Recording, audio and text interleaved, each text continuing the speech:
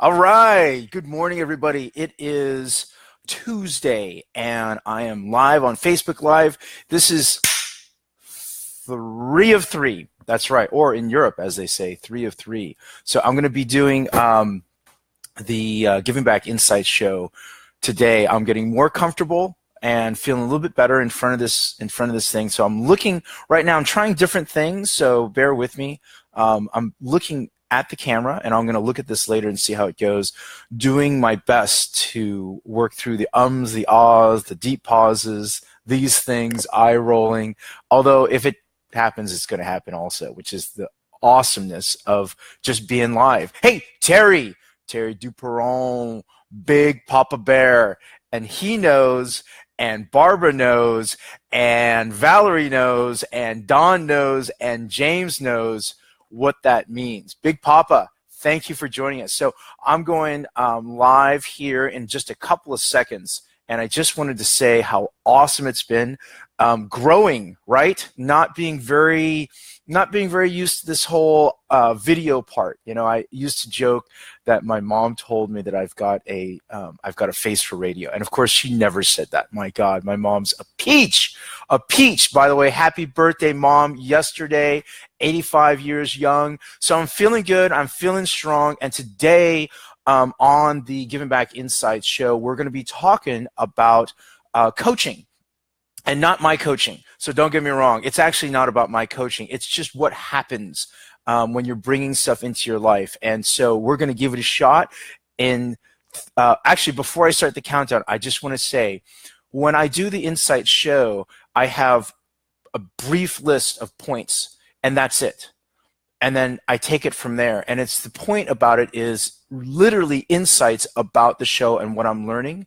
And so I feel like I need to get back on track with that. That was the point of having an awesome guest on Mondays, I mean, for show. And then having the Thursday show a little bit about what's going on in the background. Because surprisingly enough, or maybe not surprisingly, being around all these amazing people has freaking flipped my world upside down. That journey is big. It's not just about being an older guy. You can have a midlife crisis anytime. That's something that Lisa Avery, who was just recently on the show, it was awesome. She brought out a couple of blog posts, and we were talking about, you know, positive attitude, the art of coaching, and the science of positive psychology. She's great. She is going to be helping me and Josh soon as we build up hashtag do something for nothing. Josh is an amazing guy. But there's all of these things that happen along the way. And when you're open to receiving, holy shit, stuff happens. So here we go. I'm going to be talking in 3, 2, and 1. And so today, you'll see on the cover, you'll see a beautiful woman. Her name is Cecilia Thomas, Dr. Cecilia Thomas. She is my dentist. She's something else. A woman once told me, she said, Rob, I don't know you. I haven't met you. I barely know you. But there are 3 things that I can tell about you. And so she laid them out. And one thing for sure about Cecilia, you know, she's somebody who makes a transactional experience into a relational experience because of her presence. She is deeply, deeply spiritual. Deeply spiritual. She is steeped in love, and she's so freaking wise. Just so wise. So she's on the cover. We're going to come back to her because I think that she brings out one of the best things that I could ever give. So anyway, so we're talking. You'll see the title is Lessons with Callum, and it was an interesting point because we were talking a little bit. Callum is my editor. He's the editor for a book I'm writing about our guests and about some of the lessons they bring and what I'm learning, as well as what I think everybody can learn. You know, there's some big pieces there, obviously, about, you know, starting small and just starting, right? And being like giving it your all and being in the moment for that one person and understanding that that one person is who's you're making a difference in their lives, right? There's a piece about sustainability and wanting to keep it going, because that's putting ego aside, saying it's not dependent on me. it's not dependent on me. So we talked about that, and I really appreciate Callum because he's gone not just stretching professionally, right? It's also stretching him a little bit personally. This is not this kind of stuff that he would normally do, and I appreciate all his help. He's been incredible. We've got work to do. I know I've got stuff. And we were talking about coaches, and he asked me a little bit about that. He knows that I'm working with Kate Shell, and one of the biggest things is keeping my mindset right. Kate Shell is from the Freedom Group. It's led by Ryan Lee. Just in terms of membership sites and things like that, the guy's like way up here, but there's also this other really cool piece. He's got so much integrity, and I started following him and listening to him, and I wanted to get some of the training, and so I joined that, and I have a mastermind, actually 3 with him, coming up. There's going to be one in LA and Chicago and New York, and he opened up this opportunity.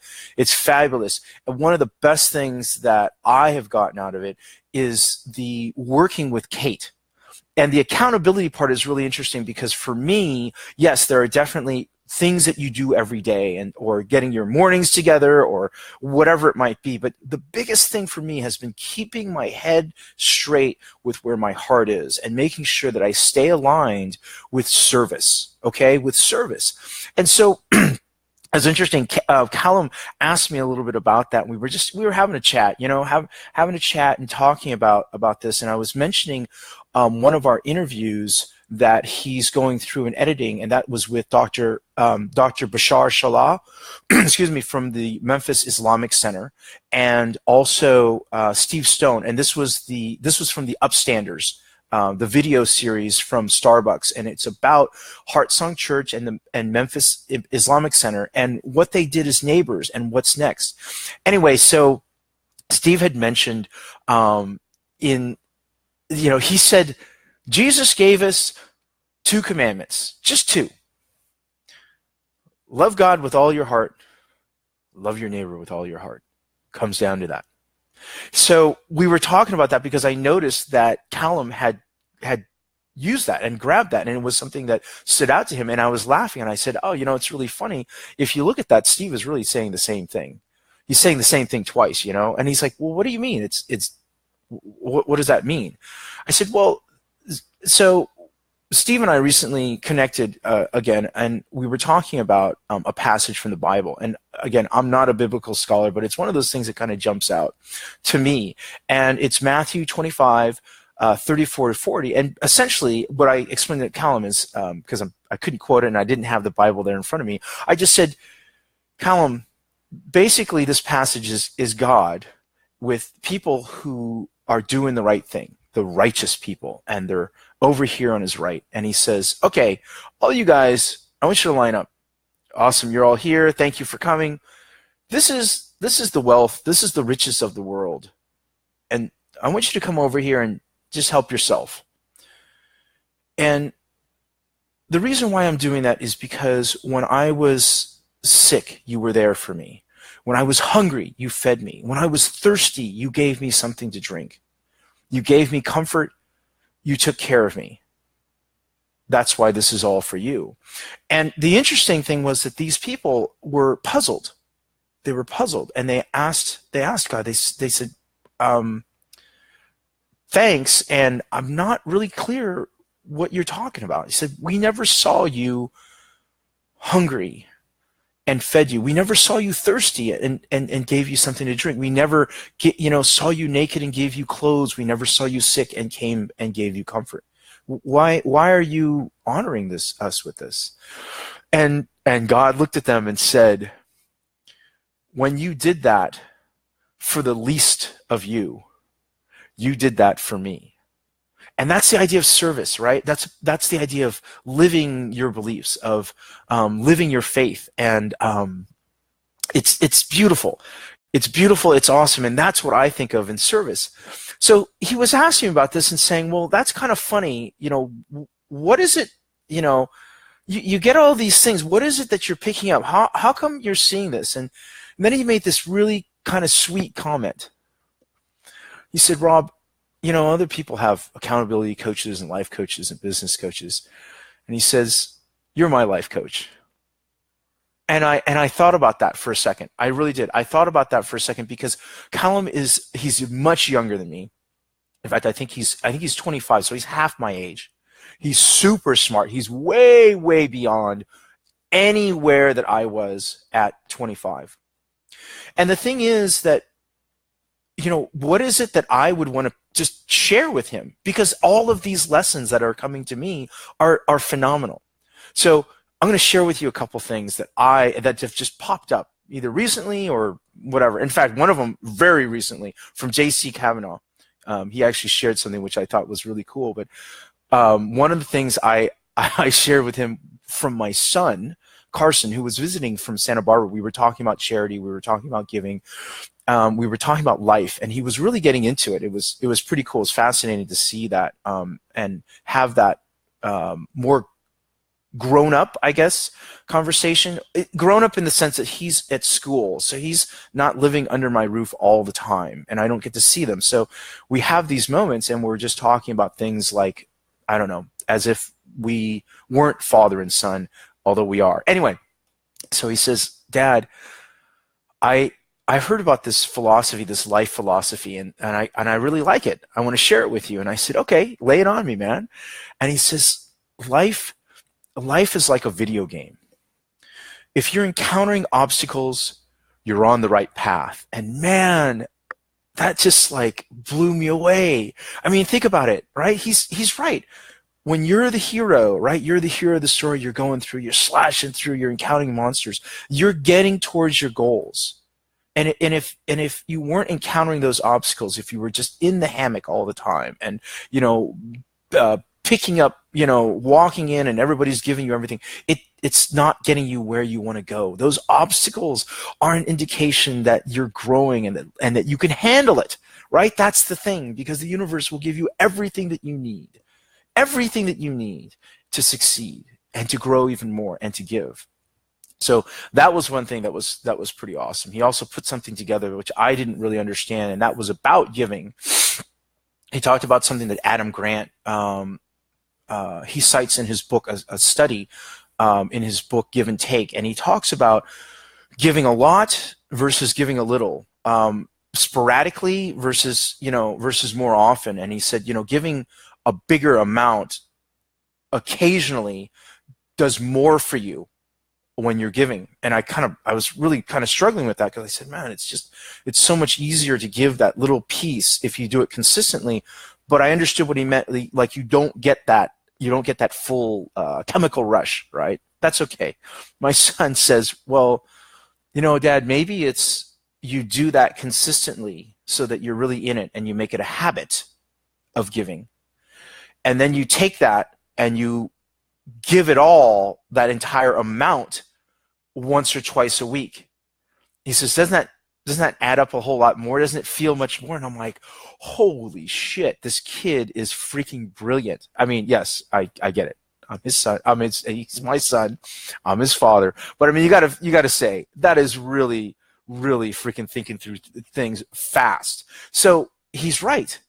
So if I save $1 every day for Oak Love, which I'm doing for the presents that I want to give them, if I'm saving them $1 every day, it's great. But when I take that and then I deposit that into the piece and I can see all that growing, it feels good. Like $7 at the end of a week or $5 at the end of a week, work week. That's awesome. And it feels good. And it's big. It's much bigger. And yes, he's totally right. So kudos to you, boy. So what else is there? Oh, so Callum, what would I say about giving? I would tell you that something that I was talking with Kate about in describing actually about why I want to go to the masterminds. What is it that I bring to the table? And part of what I said that Kate, she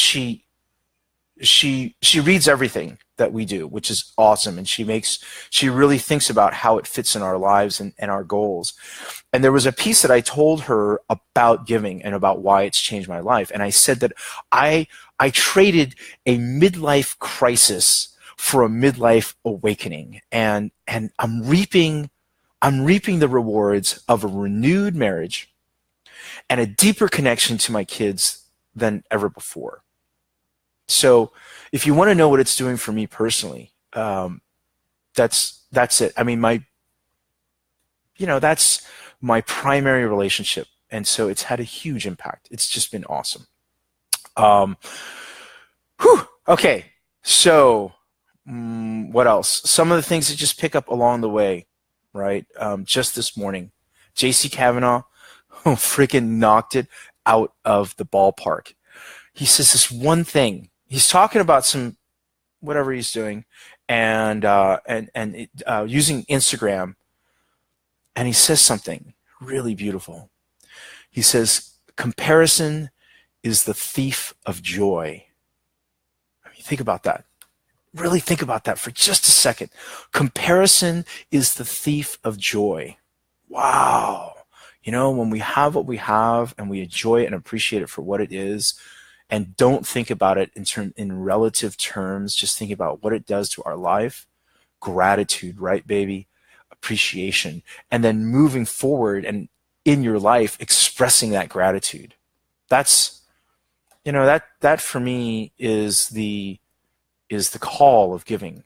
I do believe what Dr. King said is that the life's most persistent and urgent question is, what are you doing for others? And there's so much that you get out of it. So my last piece that I want to leave you, Callum, is from Cecilia.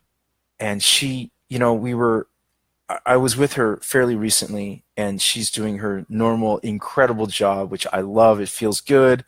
It's, a smile is the cheapest way to pretty yourself up. So it feels great. And she's a lovely light, and I love talking to her.